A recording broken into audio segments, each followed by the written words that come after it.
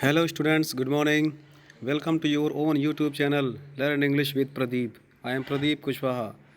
Tense की series में आज हम लोग पढ़ने वाले हैं simple past tense. Simple past tense को पास्ट इंडेफिनिट टेंस भी कहते हैं. अभी तक हम लोगों ने प्रेजेंट की पूरी सीरीज़ खत्म कर ली है. Present indefinite tense, present continuous tense, present perfect और present perfect continuous tense. Past की सीरीज़ में आज हम लोग पढ़ेंगे सिंपल पास्ट टेंस. तो इसकी पहचान से शुरुआत करते हैं. कैसे हम लोग कैसे हम लोग पास्ट इंडेफिनिट टेंस की पहचान करेंगे या सिंपल पास्ट टेंस की पहचान कैसे होती है. तो इस टेंस में भूतकाल में काम का होना पाया जाता है. इसमें समय नहीं दिया होता है. याद रखिएगा, इसमें कार्य का भूतकाल में संपन्न हुआ पाया जाता है और इसमें समय बिल्कुल भी नहीं दिया होता है. ऐसे वाक्यों को हिंदी में कैसे पहचानेंगे?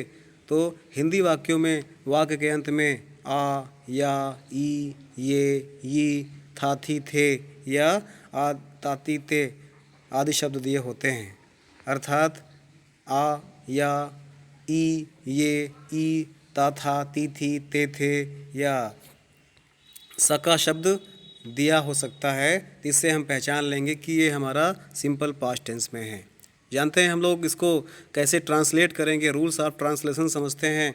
तो अफर्मेटिव सेंटेंस का ये पहला नियम है. ऐसे वाक्यों की अंग्रेजी बनाने से पहले सब्जेक्ट लिखते हैं, फिर वर्ब की सेकंड फॉर्म का प्रयोग करते हैं और इसके बाद हम ऑब्जेक्ट लिखते हैं. याद रखिएगा, चाहे कर्ता एक वचन हो या बहुवचन हो, सदैव कर्ता के साथ वर्ब की सेकंड फॉर्म का ही प्रयोग होगा. टेंस में 12 टेंस में सिर्फ एक ही टेंस ऐसा है, प्रेजेंट इंडेफिनिट टेंस ही ऐसा है जिसमें हम लोग वर्ब की सेकंड फॉर्म का प्रयोग करते हैं और बाकी किसी में भी वर्ब की सेकंड फॉर्म का प्रयोग नहीं होता है. एग्जाम्पल के द्वारा समझते हैं. जैसे तुमने मुझे एक कलम दिया, तो हमने क्या कहा था? पहले हम लोग को इसमें सब्जेक्ट रखना होता है. तुमने मीन्स यू, इसके बाद वर्ब की सेकंड फॉर्म का प्रयोग करते हैं. गिव मीन्स देना, गिव सेकंड फॉर्म है. यू गेव, इसके बाद हम लोग ऑब्जेक्ट लाते हैं, मी और ए पेन. ठीक है ना. तो इस प्रकार से हमने देखा, तुमने मुझे एक कलम दिया, you gave me a pen. Second example देख लेते हैं. ये लड़कियां अपनी गुड़ियों से खेली, ये लड़कियां अपनी गुड़ियों से खेली. ये लड़कियां, वे लड़कियां, दोज गर्ल्स खेली पास्ट टेंस में है, तो पास्ट इंडेफिनिट में वर्ब की सेकंड फॉर्म प्लेड, तो हो जाएगा दोज गर्ल्स प्लेड. किसके साथ खेली? विथ दियर टॉयज, वे के साथ अपने के लिए दियर लगाते हैं. इस प्रकार हमने जाना, वे लड़कियां अपनी गुड़ियों से खेली, those girls played with their dolls. इसी प्रकार से थर्ड एग्जांपल है, सीता ने मुझे हिंदी पढ़ाई. सीता सब्जेक्ट हो गया, सीता, फिर इसके बाद वर्ब की सेकेंड फॉर्म का प्रयोग करना है, teach, taut, taut. Sita taut, इसके बाद ऑब्जेक्ट है मी और हिंदी. इस प्रकार हमने जाना, सीता ने मुझे हिंदी पढ़ाई, सीता टाउट में हिंदी. ये था हमारा अफर्मेटिव सेंटेंस. अफर्मेटिव सेंटेंस का ही दूसरा नियम कहता है, जिन वाक्यों के अंत में सका, सकी, सके आदि शब्द आए हों, उनके अनुवाद बनाने के लिए कुड और वर्ब की फर्स्ट फॉर्म का प्रयोग करते हैं. याद रहेगा, जहाँ पर सका, सकी, सके आया हो तो उसके लिए हम लोग अनुवाद बनाने के लिए सका, सकी, सके की इंग्लिश कुड का प्रयोग करते हैं और यहाँ पर वर्ब की फर्स्ट फॉर्म का प्रयोग करेंगे. जैसे एग्जाम्पल लिखा हुआ है, वह कल एक पत्र लिख सका. वह कल एक पत्र लिख सका. यहाँ पर सका है ना, तो वह के लिए ही के बाद कुड, फिर वर्ब की फर्स्ट फॉर्म का प्रयोग करना है, राइट. अब जो बचा उसको लिख दीजिए, अ लेटर. जो बीता हुआ समय उसके लिए यस्टरडे, कल के लिए प्रयोग करते हैं. तो वह कल एक पत्र लिख सका, he could write a letter yesterday. उसी प्रकार से सेकेंड एग्जाम्पल है, मैं उसे केवल 5 रुपये दे सका. I could give him only 5 rupees. मैं उसे केवल 5 रुपये दे सका. I could give him only 5 rupees. याद रखिएगा, संकेत में वर्ब की सेकंड फॉर्म इस पुस्तक में पहले बताई जा चुकी है. इस वीडियो में हमने पहले बताया था कि हम लोग वर्ब की सेकंड फॉर्म का प्रयोग केवल पास्ट इंडेफिनिट टेंस में करते हैं और बाकी कहीं पर भी इसका प्रयोग नहीं करते हैं. यहाँ पर था, थी, थे के लिए हम लोग वाज या वेयर का प्रयोग नहीं करते हैं. याद रखिएगा, था, थी, थे तो आएगा जब हमने वर्ब की सेकंड फॉर्म लगा दी है तो पास्ट इंडेफिनिट हो गया है. उसके लिए था, थी, थे के लिए हम लोग को वाज या वेयर अलग से नहीं लगाना है. जैसे इसी में हम लोग और जान सकते हैं, जैसे था, थी, थे ना हो तब भी चलेगा. जैसे ही वह गया, ही वेंट, वह गया था, ही डिड गो. या ही वेंट भी हो सकता है, वह जाता था, ही वुड गो। ठीक है ना। आप इसको लिख सकते हैं वह गया, ही वेंट, वह गया था, ही डिड गो, या ही वेंट भी हो सकता है, और वह जाता था, ही वुड गो, या ही वेंट भी हो सकता है इसका भी। इस प्रकार से हम कई प्रकार से इसको बना सकते हैं। चलिए सेकंड देखते हैं। सेकंड रूल कहता है इस टेंस का प्रयोग आदत प्रकट करने के लिए भी होता है। सिंपल पास्ट टेंस का प्रयोग भूतकाल की आदत को प्रकट करने के लिए भी होता है। जैसे वह मुझे कहानियाँ सुनाया करती थी, she used to tell me stories. सुनाया करती थी, यूज्ड टू का प्रयोग करना। ठीक है ना। अलग से मैं इसको वीडियो में समझाऊंगा यूज्ड टू का प्रयोग करना, लेकिन अभी एग्जांपल में समझते हैं। करती थी, जहाँ पर आदत प्रकट होता है वहाँ पर हम लोग यूज्ड टू या यूज्ड टू का प्रयोग करते हैं। तो वह मुझे कहानियाँ सुनाया करती थी, she used to tell me stories. यहाँ हम यूज टू टेल के स्थान पर वुड टेल का भी प्रयोग कर सकते हैं। अतः यह अनुवाद का निम्नलिखित प्रकार बन जाएगा, जैसे she would tell me stories. ठीक है। जहाँ पर हम लोग यूज्ड टू का प्रयोग करें आदत के लिए, वहाँ पर हम चाहे यूज्ड टू के स्थान पर वुड टेल का प्रयोग कर सकते हैं। यूज टू टेल यहाँ पर है ना, यूज्ड टू टेल, यहाँ पर हम चाहें तो यूज टू टेल के स्थान पर वुड टेल का प्रयोग कर सकते हैं। वह भी आदत बताएगा। एग्जाम्पल नीचे लिखा हुआ है, she would tell me stories.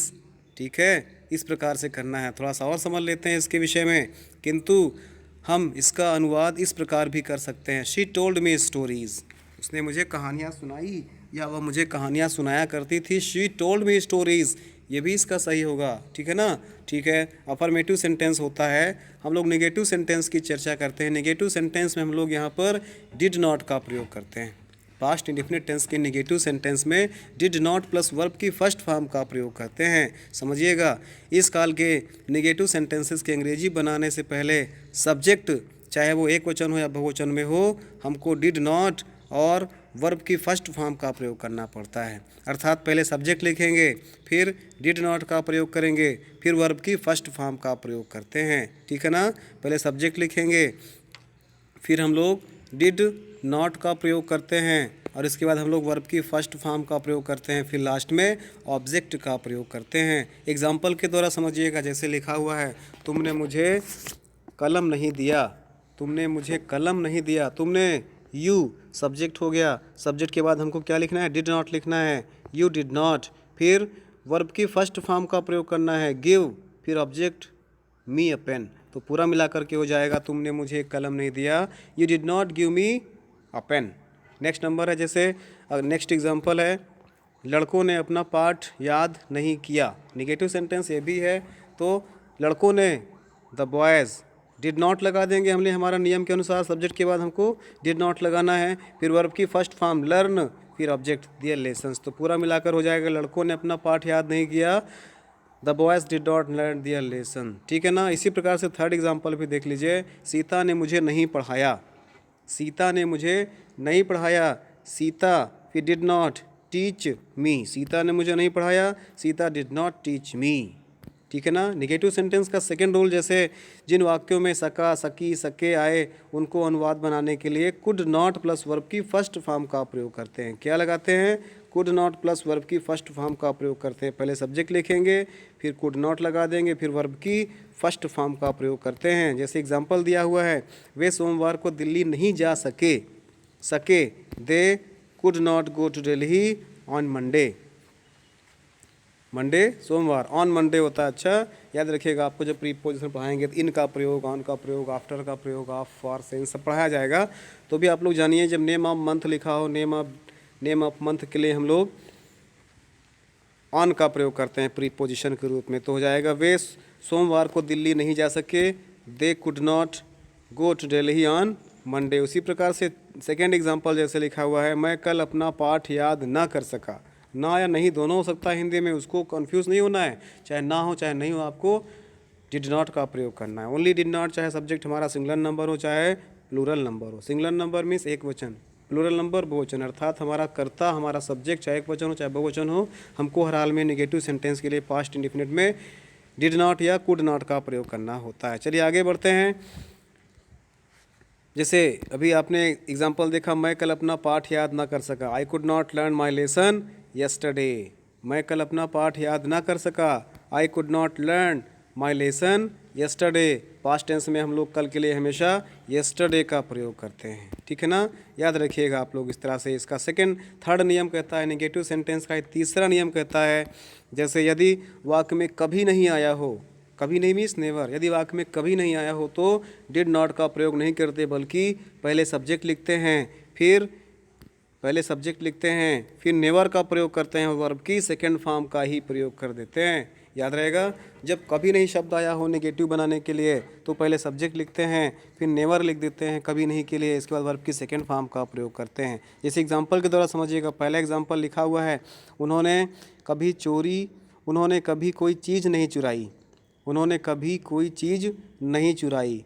They never stole anything, उन्होंने मीन्स दे, सब्जेक्ट के बाद हम लोग क्या लगाते हैं, नेवर का प्रयोग करते हैं, दे नेवर। इसके बाद वर्ब की second form steal, stole, stolen, तो स्टोल, इसके बाद कुछ भी, कभी भी, एनी टाइम या एनीथिंग, तो कहते हैं उन्होंने कभी कोई चीज़ नहीं चुराई, they never stole anything, they never stole anything. उसी प्रकार से नेक्स्ट है, तुम कभी देर से नहीं आए, तुम कभी देर से नहीं आए, तुम यू कभी देर से नहीं आए, नेवर केम लेट, तुम कभी देर से नहीं आए, you never came late.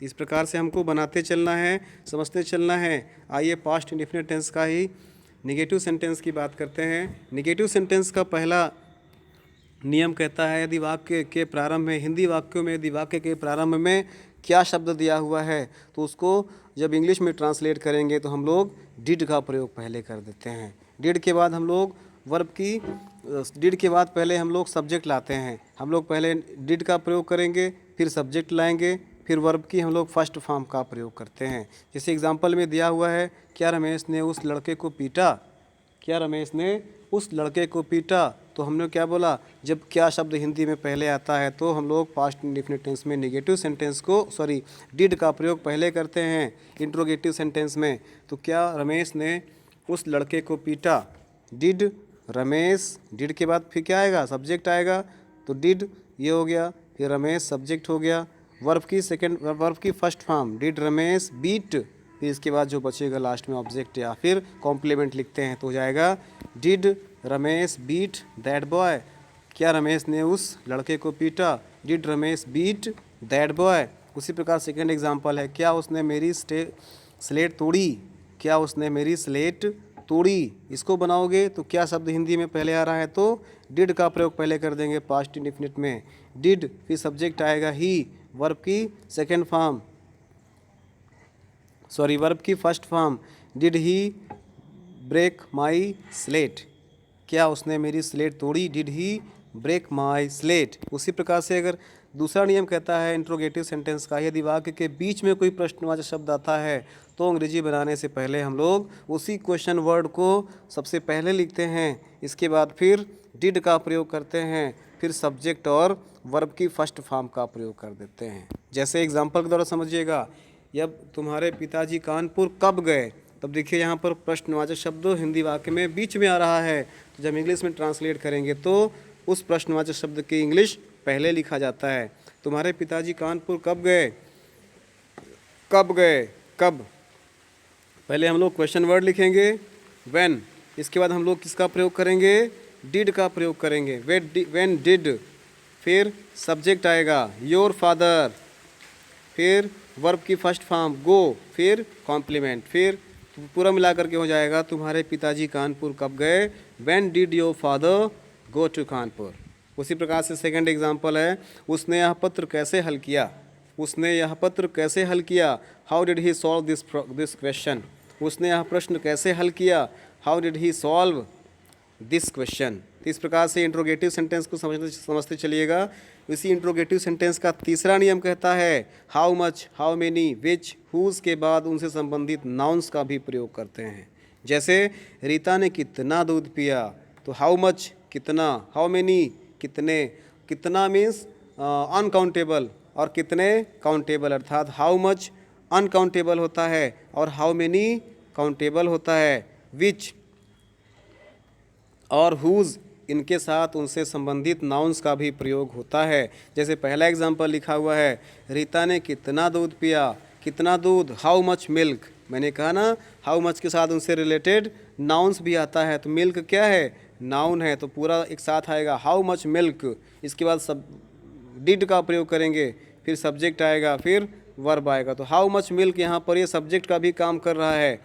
How much milk did Rita drink, how much milk did Rita drink, Rita ने कितना दूध पिया। उसी प्रकार से बच्चे ने कितने आम खाए, कितने मीन्स हाउ मेनी।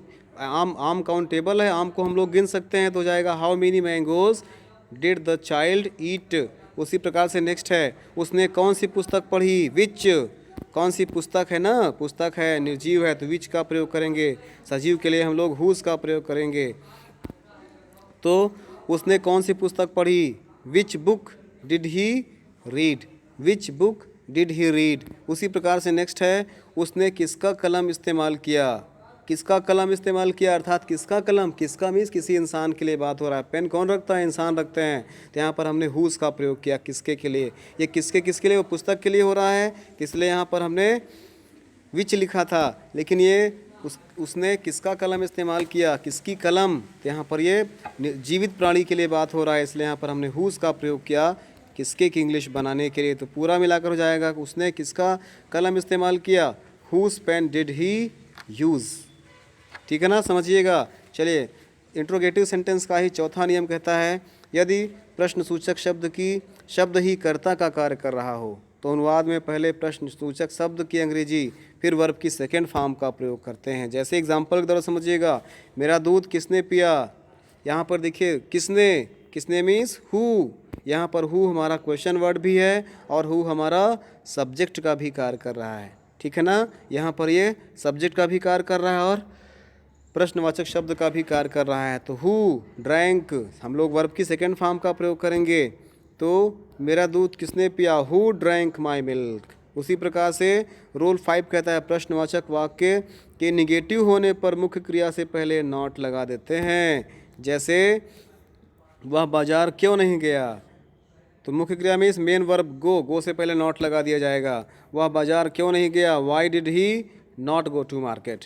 वह बाजार क्यों नहीं गया, why did he not go to market. ठीक है ना, याद रहेगा। प्रश्नवाचक, इस प्रकार से हमने जाना प्रश्न। और एक चीज़ ज़रूरी है, प्रश्नवाचक वाक्य के अंत में प्रश्नवाचक चिन्ह का प्रयोग करते हैं। ये क्वेश्चन मार्क का प्रयोग करना अनिवार्य है। क्वेश्चन मार्क के द्वारा ही हम लोग जानेंगे कि ये इंट्रोगेटिव सेंटेंस है। हालांकि प्रश्न पूछ रहा होगा, हमने जाना इंट्रोगेटिव सेंटेंस 2 प्रकार का होता है, हेल्पिंग वर्ब टाइप और क्वेश्चन वर्ब टाइप। अगर हेल्पिंग वर्ब टाइप में है तो उसमें हेल्पिंग वर्ब पहले से शुरू होता है और हिंदी वाक्य में क्या शब्द पहले दिया होता है। Interrogative sentence question verb type का इंट्रोगेटिव सेंटेंस है तो उसमें हिंदी वाक्यों में कब, क्यों, कहाँ, कैसे, इस प्रकार से प्रश्नवाचक शब्द सेंटेंस के बीच में दिए होते हैं। और जब उसको ट्रांसलेट करते हैं तो उन प्रश्नवाचक शब्द की इंग्लिश पहले लिखी जाती है और लास्ट में क्वेश्चन मार्क का प्रयोग करते हैं। तो आज हमने जाना past indefinite tense. Next class में हम लोग इसके नेक्स्ट पार्ट का अध्ययन करेंगे। तब तक के लिए थैंक्स फॉर वॉचिंग। जय हिंद।